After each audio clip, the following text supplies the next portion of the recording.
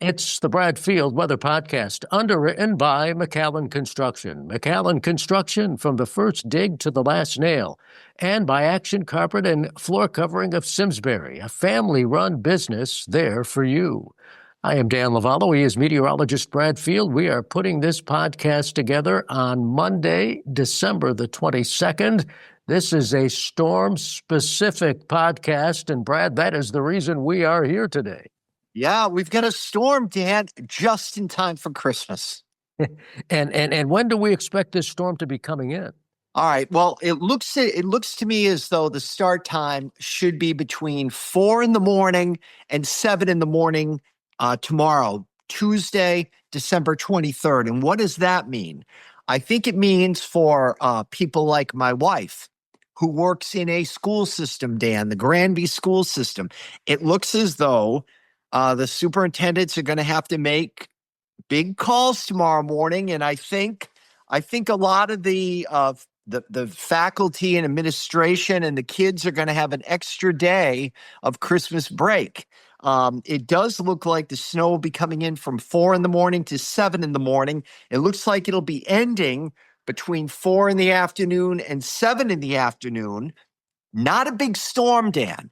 I'm looking for a coating to an inch along the Connecticut shoreline, the I-95 corridor, the Bridgeports, the New Havens, the Old Saybrookes and Old Limes, Groton and New London, a coating to up to an inch of slushy snow accumulation. But inland, for most of interior southern Connecticut, central Connecticut, northern Connecticut, I'm looking for 1 to 3 inches of accumulation, Dan. And the latest modeling that's coming in seems to be juicing the system up a little bit. So if you'd ask me if I'd favor the 1 or 2, or if I'd favor the 2 or 3, I think I would favor the 2 or 3. Now, this is not a big storm, but it's coming on a busy, busy travel day. I am looking myself personally to go out and do all my holiday errands today, right after we're done with the podcast. I'm going to get out there, and I've got a couple of little things I have to pick up. I have to pick up the food. My wife wants me to pick up the shrimp and the lobster and whatever. So she's got all the orders in, but I'm on pickup duty today, Dan. And today is a perfect day to do errands. But tomorrow will be a little bit problematic. I told you off camera, though, I do think as we head out of the morning and into the midday and into the afternoon tomorrow, Dan, temperatures are going to be borderline.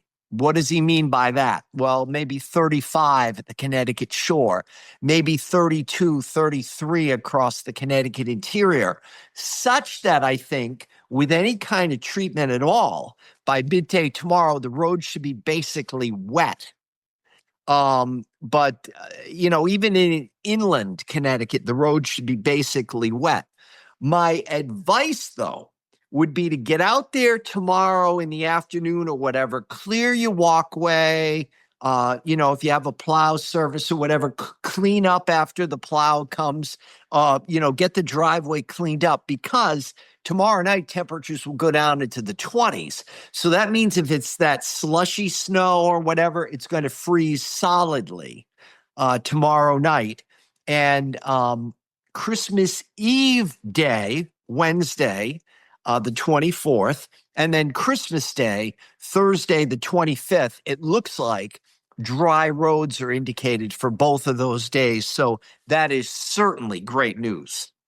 Well, that is terrific news. But then going beyond Christmas Day, we want to kind of, before we get into the crux of the podcast, give a little teaser. What can you tell us? Yeah, the modeling coming in this morning, Dan, is indicating that that what we've been hinting at the last few podcasts, the reclamation of the Arctic air in the east, the Greenland block setting up, the potential for a lot more in the way of snow as we head into late December and early January, early to mid-January, as far into January as we can see.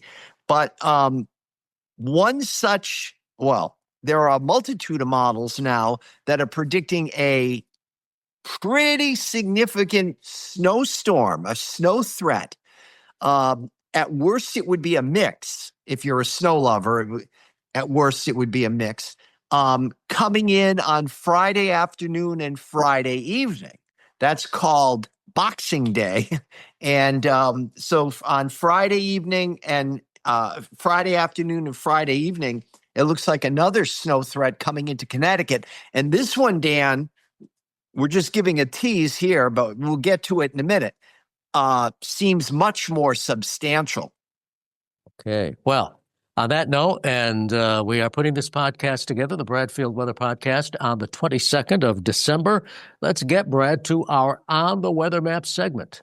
Well, the clipper, Dan, that we are, that's going to give us the white Christmas, hopefully. Knock on my wooden table. Oh, I just got my dog barking because he thinks someone's at the, Cisco, it's all right. He thinks somebody's at the door. That was bad on my part. Anyway, Dan, the clipper system that's going to give us the white Christmas is in Montana, moving into South Dakota during the midday today. So it's half a continent away from us, but it's got a warm front that's stretching into the Ohio Valley. By tomorrow morning, Tuesday morning, December 23rd, that low pressure area has moved out of South Dakota and is now over Lake Michigan, with the warm front down to about Pittsburgh. And we talked about this on the last podcast, Dan. I was talking about overrunning. The cold air molecules being molecularly more dense, staying near the ground, the warm air riding up and over the cold air and producing this burst of snow tomorrow morning. And it looks right on. That prediction looks right on. I do think we'll have that overrunning burst of snow tomorrow morning. Now, by 7 o'clock tomorrow evening, the warm front will be into southern New England. That's the reason I'm thinking the borderline temperatures. That's the reason I'm thinking that the coast is not a slam dunk for snow tomorrow. The I-95 corridor, I mean, it may turn to some sleet and some rain for a while. But again, I think even at the shoreline, a coating to an inch of slush, and then the 1 to 3 inches through the interior of Connecticut. But by 7 o'clock tomorrow, even though the warm front's in southern New England, it's not going to reside here very long. The cold front is in eastern New York State and will come slamming through tomorrow evening. So that's the reason I say make sure you get the slush up off the walkways and stuff, because you'll probably, if you're going to have holiday visitors coming, either on Christmas Eve day or Christmas, you don't want ice all over the walkway and the driveway and whatever. So get it up and off, because tomorrow night it will freeze solidly. Now, for Wednesday, Christmas Eve day, we're going to have high pressure extending from Ontario, Canada, down into northern Ohio. We've got a brisk northerly wind here in Connecticut, Dan. Lots of sunshine here in Connecticut for Christmas Eve day, and temperatures between 36 and 42. And you might say, oh, that's going to melt the snow. I don't think so, because the snow is going to freeze solidly tomorrow night, Tuesday night, into ice. And by the time it starts to soften up on Christmas Eve day, it'll be night again, and it will, freeze up again on Christmas Eve night. And you got to remember too, Dan, we just went through the winter solstice, the shortest day of the year, the first official astronomical day of winter, the lowest solar angle of the year. So if you talk about a 36-degree day with the lowest solar angle of the year, it's not going to melt much snow compared to if you had the same 36-degree day in March where the solar angle is much steeper, you get much more melting. So there's a difference there. So I do not think the snow is going to melt. Because I heard I'm not going to name who, but I heard somebody on TV this morning saying that the snow that we get tomorrow is going to melt before Christmas. And I don't think there's any way that that's going to happen. So, if you happen to have heard this weathercaster this morning, just put that in the back of your head that Brad said that's not going to happen. But on Christmas Day, Dan, high pressure drifts offshore, so we're fine. But we start to get the return flow of warm air in the higher levels again. So we're going to see increasing clouds. It's going to be kind of a cloudy day on Christmas, but it's not going to do anything. And again, the temperature's Christmas Day between 36 and 42, which is just about seasonable for the time of year. Friday, now, we've got low pressure near Detroit, a warm front to about Atlantic City. So the warm air is south of us. Cold high pressure over eastern Canada. And if you are looking for a snowstorm, you want that cold high up in eastern Canada. You need a source for the cold air. You need a source of cold air for the storm to feed on. It will be there. You will see that storm in Detroit riding southeast along the warm front, probably redeveloping off the New Jersey coast or the southern New England coast. And voila, there's your snow threat for Friday afternoon and Friday evening. Okay, so we'll get to more of that in just a moment, but you've looked at the weather models as far as accumulation for this clipper, and what are those models revealing? Yes, Dan, I looked at the European model. I looked at the European AI, which is artificial intelligence. If you missed our podcast last week, you can go back and listen to it, what the AI models take into account. We looked at the American model, the GFS. I looked at the ICON, which is a high resolution German model forecast. And we looked at the UK for the United Kingdom model. And the models let's start at Bridgeport. The ICON has 1.7. The UK has 1.5. The European has 3/4 of an inch. The European AI has 1.5 inches, and the GFS has 1.4 inches. So again, the idea of a coating to an inch or two right along the shoreline. For Waterbury, closer to 2 inches for the snow total. The ICON has 2.3. The UK has 2.3.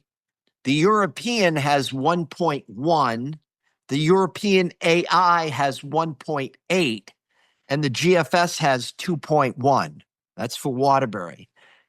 Now for Hartford, ICON has 2.1. UK has 1.6. European has 1.3. European AI has 1.6. And the GFS has 2.1. For Springfield, Dan, the ICON has 2.4. The UK has 2.6. The European has 1.6. The European AI has 2.0. And the GFS has 2.2. And last but not least, Norwich. The ICON has 1.4.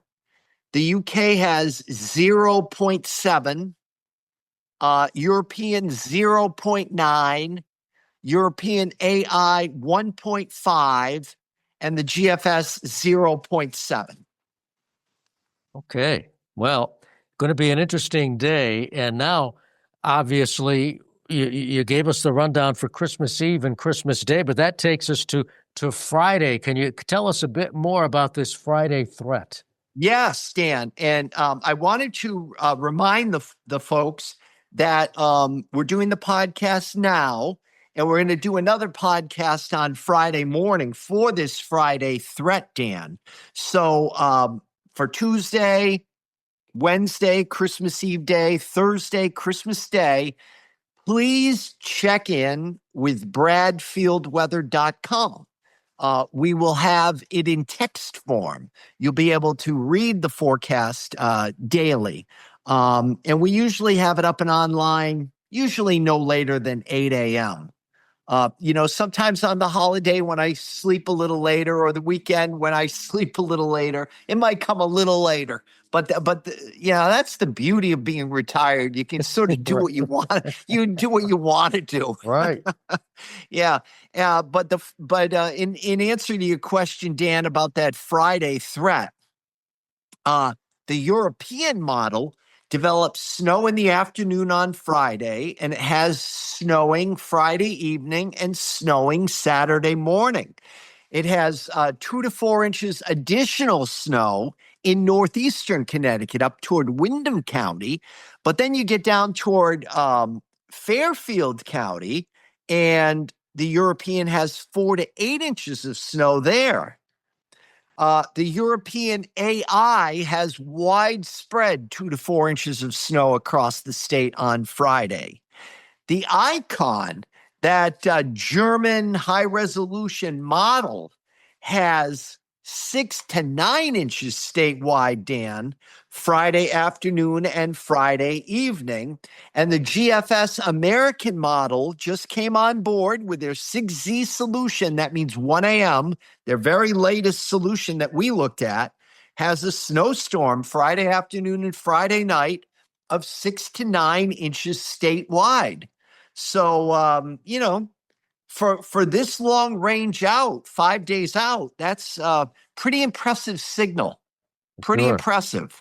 For sure. So it's going to be interesting. But again, as we put this storm-specific podcast together on the 22nd of December, what is the immediate forecast? What does that look like?